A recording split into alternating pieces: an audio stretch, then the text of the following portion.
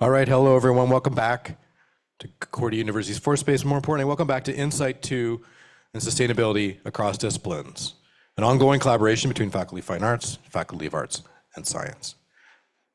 And the event happening now, Sustainable Material Research, a report on interdisciplinary initiatives with Kelly Jazvac. Just to help you, situate you, for those of you joining us now, we are streaming to YouTube, live from Force Space. We are located on unceded Indigenous lands in Jazvac, Montreal. And we're running this as a live stream Zoom meeting, of course, so those of you joining us there, please, comments and questions, add them into the chat. We can read them out. If you're joining us here in the space, we'll bring a microphone around. Questions later on. Okay, it's now my pleasure to just pass the microphone over to Professor in Design and Computational Arts, also a fellow of the Loyola College, Diversity and Sustainability, and one of the co-organizers of the series this week, PK Langshaw. Over to you, PK. Thanks, Doug, and thank you, of course, to the Force Space crew who make this all possible. It is my great pleasure to introduce Professor Kelly Jazvac from Studio Arts. Kelly is a colleague, but also we've done work on the action plan, which she will be presenting in the next venue. But today this part of the symposium, Kelly will be talking about her research. Interesting enough, when I invited her, because her first version of In.Site, her talk was really, really engaging and interesting. So I was thrilled when she agreed to come back the second time. She gave me options of what we would like to hear from her. And I thought, well, I really want you to do both. So I let her decide, and this is what she has decided to do from her research during sabbatical. So Kelly, welcome. Thanks so much, PK, for this invitation, and everyone for being here. Oh my gosh, my voice, just at the moment I have to speak.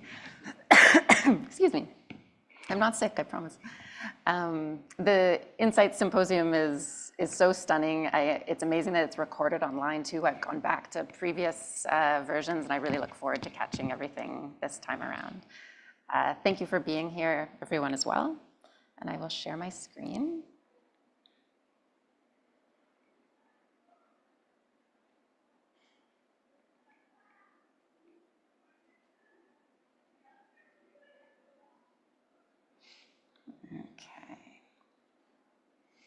So like many people in this room, I'm sure, I wear a bunch of different hats at Concordia. I'm an associate professor in studio arts in the sculpture program, but I'm also a bunch of other things. An artist and founding member of the Synthetic Collective, which is an art science interdisciplinary research group. I'm co-director of SOFA, which is Sustainability of Fine Arts in the Faculty of Fine Arts. And I'm going to end my presentation with an introduction of the new action plan that's just being launched. I'm a co-director just newly at the Textiles Materiality Research Cluster, and there's a really beautiful sustainability interest there, which I'm enjoying. And so when PK asked me to do my talk, I had that sort of thing of like, oh, there's so many things I could talk about that relate to this conference theme. And I approached it with my teacher hat on, I think, of like, I'm going to talk a bit about some of the research that I've done over the last year, but also just some really amazing resources that I've had access to and want to share them with you, because I feel they're really useful.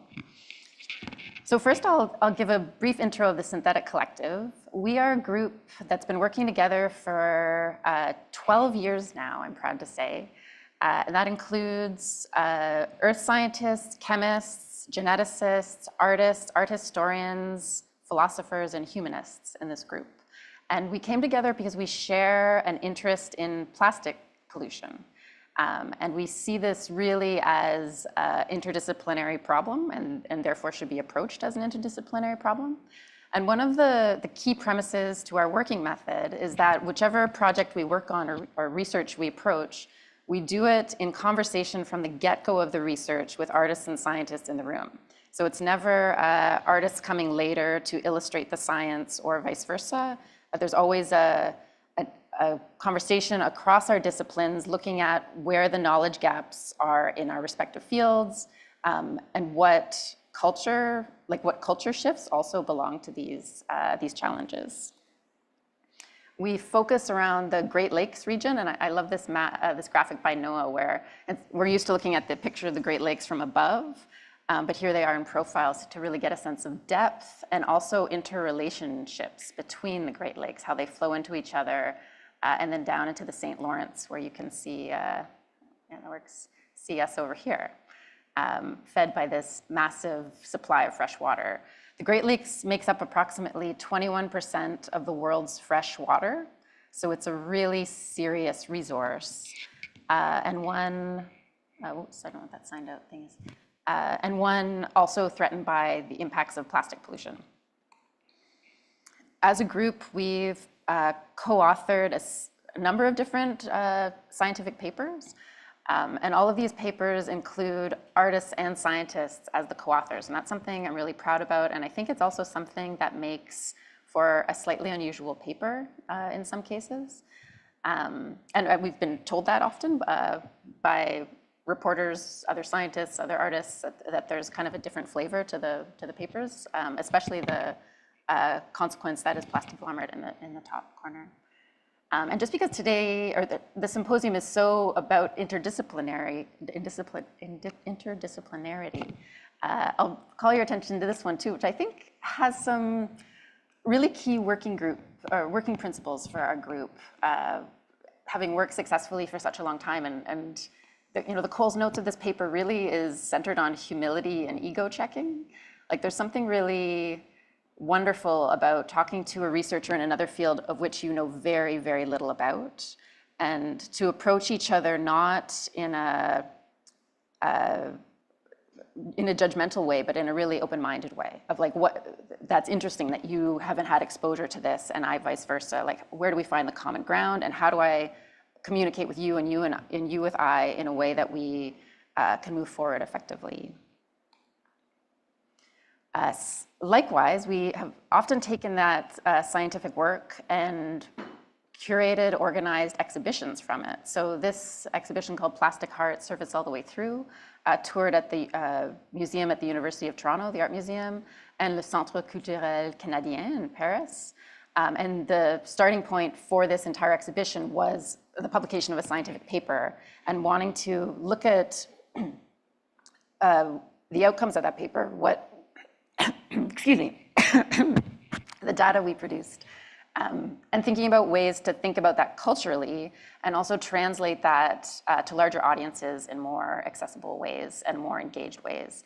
And I'm really proud of this work. I think it was really successful, especially being held in the Canadian Embassy in Paris.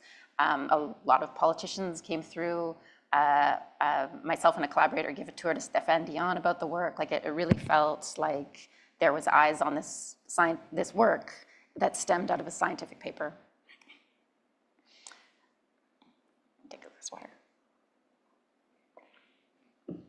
We also, in those conversations about knowledge gaps, when we're together, we think about, okay, well, like, what do we want to visualize? What do we think people should know? And this is a graphic that was produced by wonderful RAs working at the University of Concordia, where we asked them to look at every industry around the Great Lakes that handles raw plastic feedstock. So this is pre-consumer plastic, often called nurdles, sometimes mermaid's tears, this like tiny little, they look like eggs, and simply map that out. So there's no other information here other than the visual, but so every red dot represents one of those industries where that industrial plastic pollution is handled. And that's been something that we are currently doing research on. We just did another survey in the fall, looking at specifically industrial plastic pollution along the Great Lakes, and reporting on that in our upcoming publication. And in this work, we also have this other guiding principle where we try to do everything we approach as environmentally consciously as we can.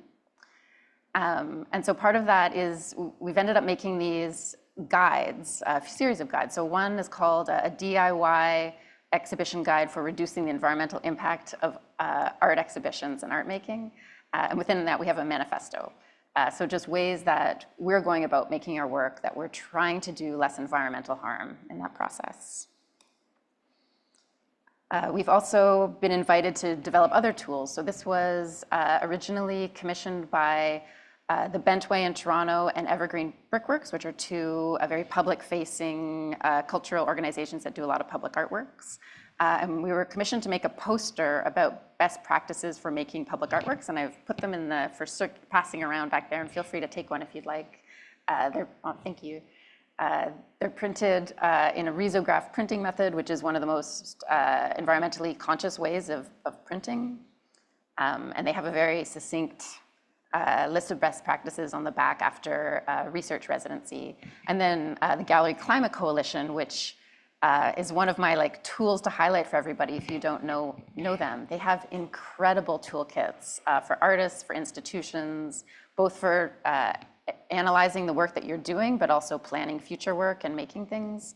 So that's one of my first recommendations. Okay, just keeping track of time. So I was on sabbatical last year, which was a true privilege. And that time I spent a lot continuing my research individually and collectively on plastic pollution, but also looking at sustainable material practices, both here and also internationally in places that I was lucky enough to get invited to. So the first one I wanted to draw your attention to is a place called Atelier Luma in Arles, France, which is associated with the Museum Luma. And the Synthetic Collective was invited by the Center for Sustainable Curating at Western University, the Sustainable Institute, eWork, and Luma, who had this curatorial residency project where people were invited to come in and lead sustainable projects, or research sustainable projects. So this is the grounds. It's got this beautiful museum in the back. Here you can see, designed by Frank Gehry. And the site itself is built on a former railway yard where they would repair the rail cars.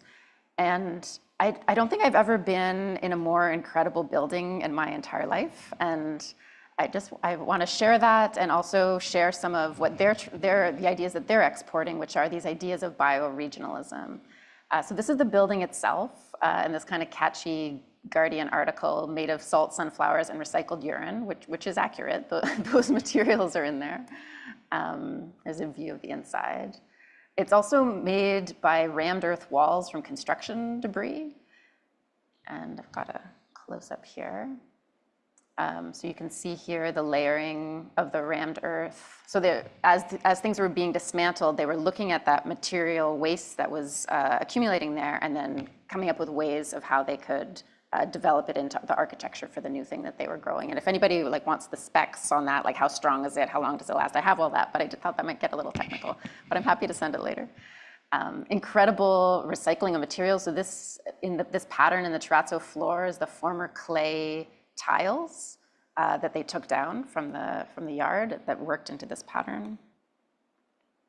Another view. I've never been in a building that had such an incredible acoustics, sense of light, sense of space. It was just a pleasure to be in that building. It had a living feeling to it. Some more views. And then they had these incredible workspaces. And the workspaces were dedicated to their mission of looking at bioregional waste in their immediate area and then innovating ways to use that waste for new building materials, design materials, architectural materials. And so there's also a book that's in the, oh, thank you, Jim. Yes, that's the one, that goes through the different materials they're looking at and the different types of products that they bring into it.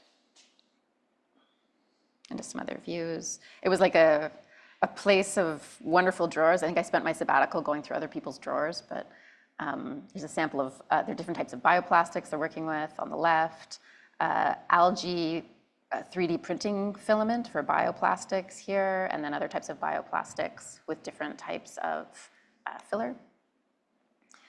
Because of where they are bioregionally located, close to the Camargue, they were using salt. So they were growing salt in the sea, which it's particularly in the summer, where there's really high winds and the temperature is just right, that salt crystals can grow really quickly. And so they were dipping armatures that they had designed into the sea and growing, or into those salt marshes, and growing various types of salt objects on top of it. So these door handles in the space were grown from salt. And often their material innovations would make it into the museum itself. So this is inside LUMA, the Frank Gehry Museum on the same site. And it becomes this kind of salt acoustical panel. And we asked about this. Sometimes like people would lick it or something, and it sort of held up pretty good, but they could also just regrow a tile if they needed to, like just build on it again.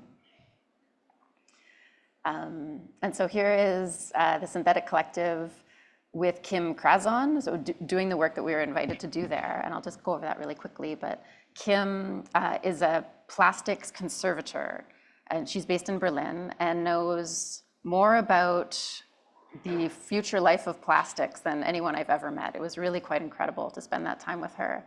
And the project we were doing was looking at different materials, different organic materials in museum settings, and trying to think about the museum's goal of protecting things in perpetuity, and then this actual like climate situation we're in. And then on top of that, these sustainable materials, which a lot of artists are starting to work with, including the late Agnes Varda, who had a show up at the Luma Museum while we were there, which included many hundreds of kilograms of potatoes. And so we took one of these potatoes, literally, Kirsty got permission to take one of Agnes Varda's potatoes, and think about that as like a metaphor for an object in a museum and what its life could look like. Part of this work involved replicating the potatoes in every material that Luma would let us play with, which was quite a delight. So we have paper pulp, 3D algae printing, very local clay, and then that's the actual potato there. And this resulted in a project called Objects as Temporal Entities. And it includes multi-parts, but again, like just sort of pointing out resources that I think are really useful. Thinking about the fiction of permanence of materials in museums.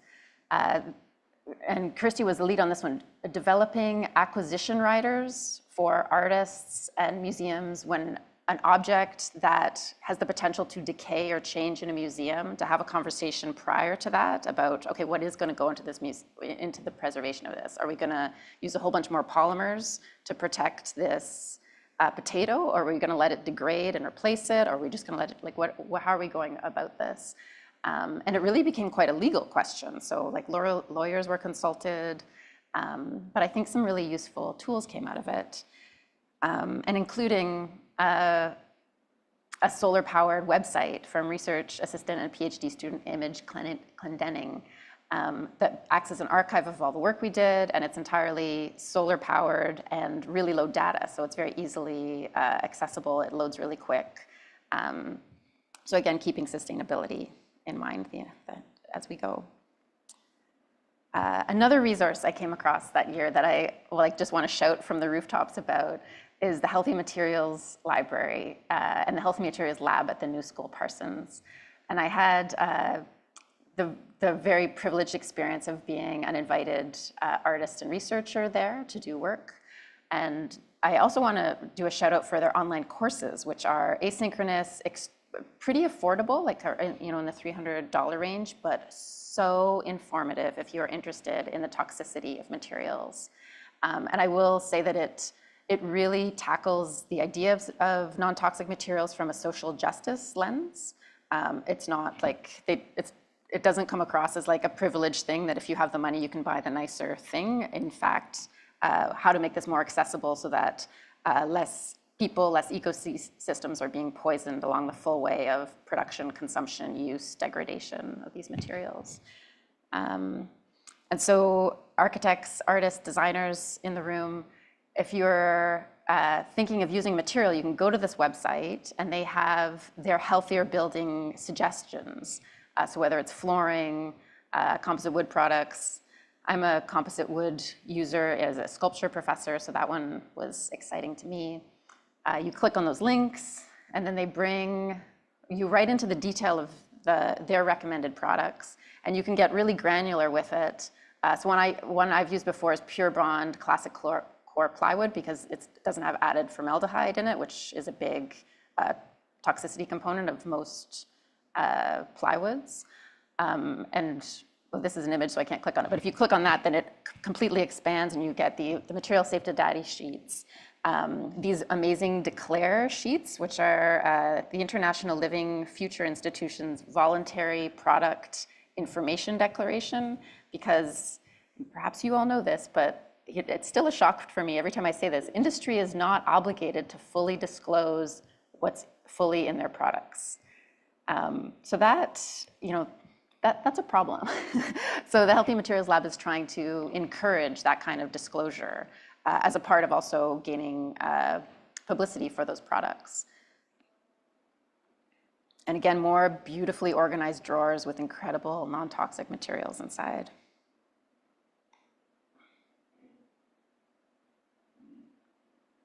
And as a sculptor, this was just so exciting. And also to come back into my classes. Lucy, you're here from my class. Thanks for coming. I'm teaching a sculpture and sustainable practices class this semester. And everything I learned, I feel like just got funneled right into this course. And not only is there materials like paint alternatives, but there's also materials that do carbon sequestration, for example. A few. And then the last resource I mentioned, how am I doing for time? Just I don't see the time here. Good, okay. Is the Instituto de Biotecnología in Cuernavaca in Mexico. And again, I had just the extreme privilege of being invited to come and work in a lab there by a researcher named Dr. Carlos Peña Malacara. And I was invited, we were introduced by Zoe Hayne-Jones, who is, she was a postdoc for this Center for Sustainable Curating at Western, and is an expert in food politics and art and culture in Mexico City. And she introduced us, which led to an invitation. But something I was really interested in Dr. Peña's work is they're working with a bacteria named Azobacter vinlandi to develop a completely non-toxic type of bioplastic. And this bioplastic is biocompatible, it's fully degradable, and it has some really incredible plastic properties. Like it's similar to polypropylene in a lot of ways. And they're doing this from apple residues out of compost. So they're, unlike many bioplastics or plastics that are advertised as more eco-friendly that come from, say, new corn produce, which takes land, takes resources, takes pesticides.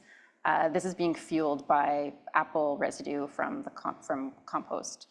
And I was really quite just blown away by that. And I was also really blown away by the Instituto de Biotecnología. And as a structure, I think it's really something that many universities could learn from. It's a STEM-focused research area, or like group of labs, but there's really extensive and careful communication between all the labs. So there's very like interrelated projects happening everywhere. So lots of things about bioplastic, but also things about plastic pollution and bioremediation. Things that really blow my mind, and I'm really quite excited to continue our collaborations. But likewise, and I feel like in terms of values, it just was equally as important in all our conversations, but that communication, education, outreach, connecting with youth, so much of their work is about connecting with society and culture beyond their walls, and they're really killing it. Like they're doing such a good job. They publish a journal that is specifically geared to youth audiences, a science journal specifically for youth audiences. And they do that regularly in addition to all these other forms of connection. And here's our team. You might recognize Alice Jarry, who spoke earlier in the In.Site conference. But we're continuing to collaborate on some upcoming projects that I'll maybe share at another In.Site of where that goes with bioplastics. And I'll just quickly talk about a project that emerged from that first encounter, that first year of exchange. And maybe if you haven't got a sense of that yet through the work, I'm really keen on collaboration. I think this is the future. I think it brings so many new avenues and new perspectives that are really crucial, that we need those perspectives right now. And then also how to collaborate well is a really important question, both this synthetic collective and all of us individually as researchers. How to be non-extractive, how to be reciprocal, how to make sure that everybody is getting what they need out of the interaction and care for it. And so that said, I was so grateful to Dr. Carlos Peña for being really interested in my work also as an artist, which in the science, I collaborate with lots of different scientists, and sometimes there's more interest than others in like, oh yeah, there's the art stuff that you do. But he was really generous in wanting to support and provide me with materials to explore sculptural potential. And so I developed this exhibition also in New York last year, which includes, it's called 5 million trillion trillion, and I see it as kind of an homage to the work that he and his researchers are doing in that lab. The title comes from the estimated number of bacteria currently on the Earth, which just seems like an unfathomable amount of bacteria to me. And then thinking about this like one bacteria that was already producing a bioplastic in its cells long before we were extracting petrochemicals and synthesizing them in these very poisonous ways. As an artist, I mostly work with polyvinyl chloride, which is the most toxic type of plastic there is. I always source it secondhand, so I'm very interested in what this very violent plastic or this history of violence embedded in this plastic might say as a found object. So here's a show made up of found polyvinyl chloride, and it's mostly condo ads that I've collected all across North America. American subsoil to be specific, and this PHB bioplastic.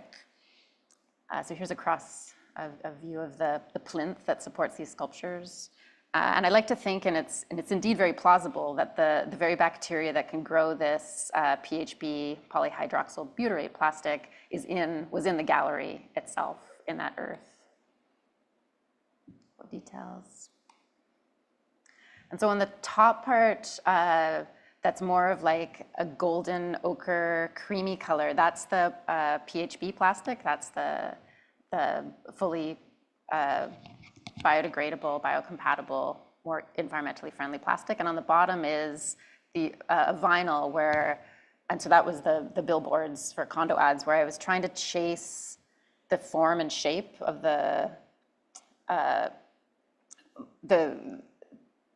I keep thinking of it as like a peaceful plastic, and meshing these two objects up. This cuts little details. That's not supposed to happen if you've rammed your earth properly, but there was some sprouting. And a little bit of background info on how the base was made. And a view of those original condo ads, just a little taste. Lots of white couples in the balconies of the condo ads, just pointing that out. Okay, so 1214. So I have my research presentation, and then I have the Sustainability Action Fund.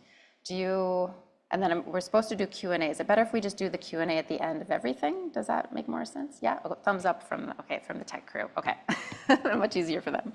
All right. So I will pause there, and hopefully you found some useful resources for the future. I'm going to change hats without even a camera cut, and now I'm back to the co-director of the SOFA Action Plan. So this is in the Faculty of Fine Arts, and the plan is to be rolled out in the next few years. Because I was on sabbatical, I'm in this fortunate position of like other people did all the work, and I just came in, and now it's my job to tell you about it and then implement it.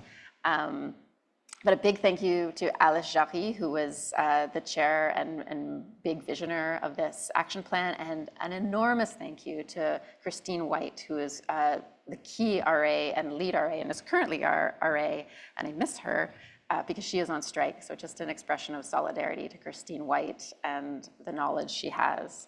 And certainly everything I've presented just now couldn't have happened without research assistance. So yeah, just a note of thank you and respect. So, SOFA, Sustainability in the Arts. There's an overview, and this document is available for circulation now as part of the launch. And we're really welcoming input and feedback on it. There are 5 key areas of action, and they include knowledge sharing, enhancing curriculum, research and innovation, community well-being, and resilient infrastructures. And I'll just take a moment to go through the plan itself.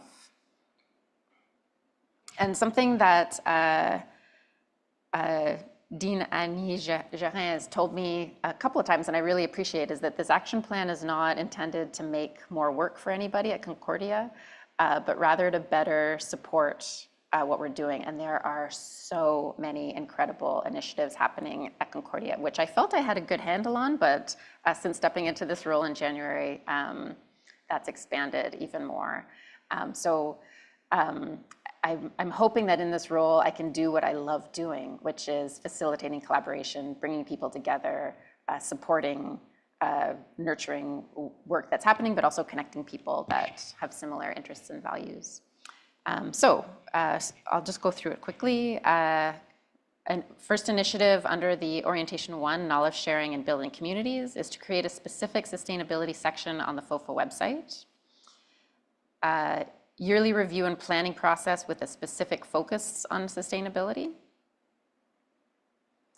Integrate sustainability initiatives as part of recruitment efforts. And this next one we're working on, but it's on hold until the RA strike is resolved, because we can't do it without Christine. Create a toolbox to support local sustainability initiatives, incubation, and impact tracking. And so Christine White has made this really incredible document of surveying other toolkits. So we're working on the process of bringing that together and finding out what's most useful for our community here. Host a symposium around sustainability in the future. I don't know how we could do better than this one. This is the In.Site is an incredible symposium. Okay. Next, Orientation 2 is enhancing curriculum. So we have leveraged the Curriculab. So that's a group within the Faculty of Fine Arts for enhancing curriculum and developing it with new goals in mind as a tool for improving sustainability. Create a pedagogical toolkit for sustainable approaches to research creation and classroom critiques. And then in Orientation 3, Research and Innovation, create a discretionary development fund for supporting grassroots initiatives, advancing sustainable practice or research in the broader FOFA community. And this one I'm really excited about, because I feel like this happens all the time where a student comes to me and says, I've got this great idea, and it is indeed a great idea. And then, so how do we support that, get money to that, so to just get it off the ground and get it going? So that's coming, and I'm quite excited about. Connect researchers with innovative research to community or industry partners with the goal of knowledge mobilization or commercialization of solutions. Foster the development of sustainable exhibition practices using FOFA Gallery as a living lab. Create dissemination strategy for findings. And FOFA, if you haven't been following, the gallery here at Concordia has been doing just an amazing job in sustainability innovation area. And I know you gave workshops too and have been consulting another sustainable superstar. And then lastly, Orientation 4, Community Wellbeing. So this includes create a voluntary mentorship program between junior and senior professors, staff, and students across departments, and consider staff as well. And that community well-being, there's the ways we think of the term sustainability in terms of materials and not burning out the earth, but then there's also the human side of it of not burning out ourselves and our own bodies. Proactive support to streamline processes, reviewing governance and risk maturity, balancing workload for both fit and development opportunities. And an achievable one, committing to sustainable catering for faculty-wide and Dean's Office initiated events. So we're going all plant-based now in the Faculty of Fine Arts, which is cool. I'm sorry, there's one more. Resilient infrastructures. Develop an integrated plan to maximizing shared use of space, hardware, and materials, and promote use of open source software and processes. Promote the salvaging of waste, including e-waste, and promoting circular economy for structures for researchers, students to exchange tools. And then just a moment to do a huge shout out for Sucker, the Concordia University Center for Creative Use. This is such a beautiful resource for this university. And when I go and meet these researchers at other universities interested in sustainable materials, I always brag about Sucker and what they do and how much waste is actually diverted and how it beautifully touches that two parts of sustainability in terms of diverting waste, but also making student lives more sustainable and manageable because students aren't burning their pocketbook to buy their art materials. So thank you, Sucker. And lastly, create new signage for waste bins in the Faculty of Fine Arts because that waste management and properly sorting waste is a big component. So yes, this is the beautiful map developed by my predecessors in this role. I'm excited to hear from the community about what your priorities are here and where to focus energy. I'm excited about bringing people together. And we're very excited about learning about other initiatives. So if you feel like you're doing something that fits in with this, or you want to be involved, or you think there's something I should know, or you have feedback, please send an email to director.fofa@concordia.ca. We're really looking forward to this phase of the process of getting the community's input. And so that's the end of my two presentations from two different hats. And I'm very happy to take questions at this point. Thank you for your attention.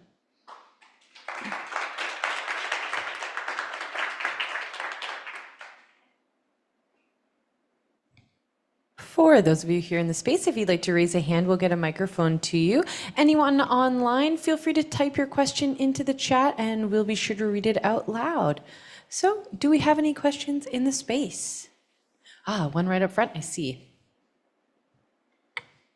It's funny, following your first presentation, we've been doing a lot of the same kind of research of late, which is cool to see. In particular, the plywood. I actually emailed Columbia Forest Products directly and asked them straight up, is their plywood compostable? Because if it's using a soy-based adhesive instead of formaldehyde-based, technically in my mind, my material mind, that means it's two natural materials coming together. Right, yeah. And so I haven't heard anything back. I've been checking my spam folder, nothing yet, but I wonder if maybe you already know the answer. I don't know the answer. I would love to. I would encourage you to read that Declare label though, because it's there's the soy-based adhesive, but then there's still other stuff in the adhesive. Yeah, exactly. And I haven't got it off by memory, but that they have provided the Declare label will give you a better sense of what's in it. Okay, I look forward to reading it. That's cool. Thanks. Yeah, well, let's talk plywood sometime. Yeah, definitely.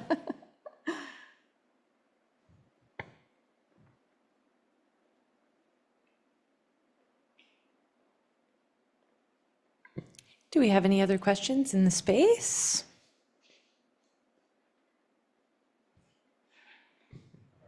Hi. I also work with sort of like land-based materials and sort of thinking about bacteria and whatnot. But I'm curious if you could talk a little bit more about like your relationship to like different landscapes, I guess, because it sounds like you travel a lot. Yeah. And I feel like that can kind of form like an interesting relationship of like, I don't know, like for me when I travel, it can be tough to sort of place myself and to like begin to make work in these new spots. So I'm curious about someone who travels a lot, like how do you sort of situate yourself and like learn to make work in these new places? Yeah, thank you. That's a great question and one that has ethical like components to it too. That sabbatical year, I traveled a lot, it's true. And I sort of gave myself that allowance because I try not to take a plane if I don't need to. And with the Synthetic Collective, because we're based around the Great Lakes, like that's really part of our philosophy is that dig where you stand approach to our research. So in terms of being invited places to learn, I approached that with a real like, okay, this is a privilege. I've made a trip here. I'm going to be there for a bit. It's not flying in for a weekend kind of thing. To really think about what it means to be a good guest and to be proactive about those conversations about reciprocity, me being a Canadian on this land, what does that mean? Connections that we share. And then what wants to be shared, what the groups I'm working with wants to share externally. So in France, for example, they're really tight and strict in this impressive way about like we want to work bioregionally as much as we can, and that includes working with other researchers bioregionally as possible. But that methodology that's exportable, I guess to use a weird commodity word, is that taking that same methodology elsewhere. So what would be the bioregional approach right here? And now that I'm back here and I intend to stay put for a bit here, thinking about what's possible there. And I was very influenced. I have a show up at a gallery called Nicolas Robert on Saint Laurent right now that really draws a lot from those bioregional thinking, but thinking about this place very specifically. And in the case with the work in New York, so that was made with American soil, very thoughtfully and carefully about, okay, whose territory is this? Whose land is this? Bringing this into the gallery space, what does that mean? And then also through a lot of communication with Dr. Carlos Peña in Mexico about, okay, and this is your material, this is your work that's shown here. What are the contexts that you want? What are the creditations that you want? Just to make sure that that's happening thoughtfully. And I think, like, I believe in the dig where you stand approach a lot. I like that act locally, think globally approach also. But I also think it is a moment politically that we do need to, I mean, especially it was so interesting, it's so interesting collaborating with Mexicans at this political moment. Like it feels like we both sides were like, yeah, this feels like a moment where we need some solidarity and coming together here. Yeah, I hope does that sort of touch Yeah, on? no, that totally answers it. Yeah. Okay, thank you. Thanks. We have another question here. Hi, thanks so much. So interesting to hear about all of this. And I'm going to ask a question about the second part, but the first part I need to think about more. Thank you. I'm interested to know how the FOFA action plan, how that kind of was born. We went through the process of, developing university level action plans. Did that happen in parallel? How was that a grassroots movement? Was it something that was led by the decadal team? How did that happen? I don't know of efforts like that in other faculties. I could be wrong, but I'm just really interested in that process to inform the rest of us. In the genesis, my understanding, I will say as much as I know, just because I wasn't at every meeting, but Annie Gérin led a big visioning process for the Faculty of Fine Arts, and sustainability was one of a key thing that came out, both in terms of well-being and avoiding burnout, but also in terms of environmentally aware consciousness. So that was the kernel for that, as I understand, and then a committee was formed and research was done, and this draft was put. I don't know if anyone else in this room has more. Aaron, yes, what else? SOFA's actually been around for quite a while. Okay. As co-founders of Sucker, we sat on the committee for, I think, maybe the first year or the second year that it existed.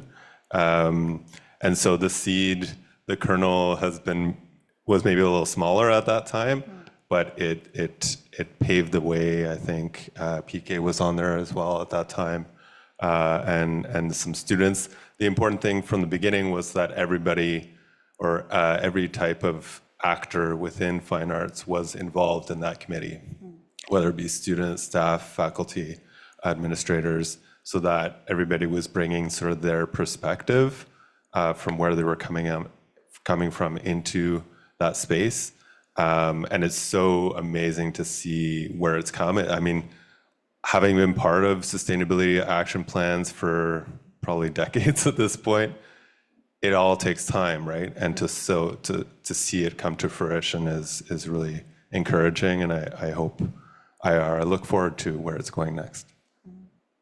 I had a question. It's so exciting to see it. I was wondering about what you're most excited about. Is there a piece that you're really enthused about taking on this next step and actioning it?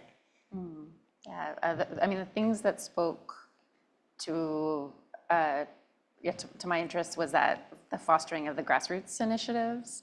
And I really feel like that's where you get a good sense of what the needs are at that level. So just to have something that's faster to like get from a student idea to like actually realizing it is really exciting to me.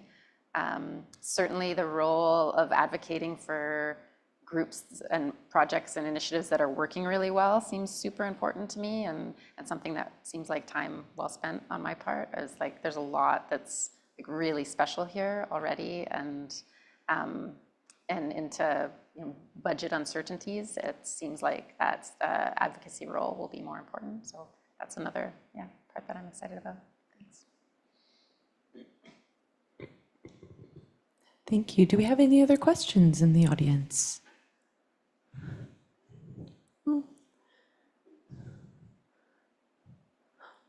Oh, yes, one right here. Thanks for both talks. I'm wondering about the curriculum part of the plan. It always seems to be maybe the most difficult. I imagine in arts and science, the pushback would be getting individual faculty members to come on board. How have you been successful? Is it a challenge for you? And any advice for other faculties? Yeah, that's a good question. And of course, because we're at the beginning of it, seeing this implemented in a larger fine arts context hasn't been seen yet. I can speak a bit to what's happening in the sculpture program, where we did put a very extensive curriculum overhaul in place 2 years ago, which they're slowly rolling out now, and that involves a big sustainability component. So rewriting courses specifically with sustainability in mind, but then also thinking across all of the courses of okay, how can we better streamline this? And unfortunately, the short answer there is it's a lot of work. So yes, I think, there's surely ways to make it less work as the work gets done going forward. Certainly, we've learned a lot in what we've done that other people wouldn't need to go through those road bumps as well to make the work more effective. But yes, I'm certainly. So thank you for being the pioneers. We'll copy. Okay. Any other questions? Okay, if that's the case, I'll hand the mic over to Rebecca for some housekeeping. Thank you so much. Thank you all for being here in this space and on Zoom, for those of you who are on Zoom.